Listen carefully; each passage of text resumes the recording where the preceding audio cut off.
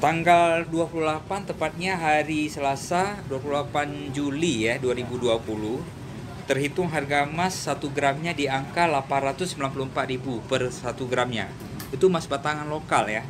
Kalau kita buat dalam kita kurs per mayamnya, hari ini 2.870.000 belum termasuk ongkos. Kalau termasuk ongkos pembuatan per mayamnya tergantung jenis perhiasan. Ada yang rumit, ada yang tidak, tergantung. Biasanya pukul rata hampir 100 ataupun 150.000 dalam per mayamnya.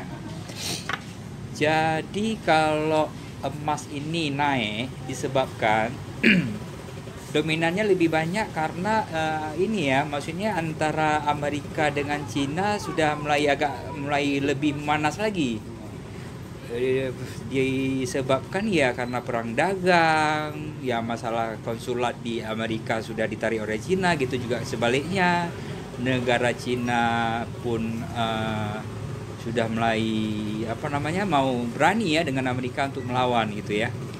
Dan untuk daya beli masyarakat semenjak harga emas tinggi dalam 2-3 hari ini agak ini kalau saya lihat ya sebagai pedagang emas tepatnya di Pasar Aceh ya, sangat menurun drastis, hampir 80% penurunan penjualan karena disebabkan harga emas sangat tinggi.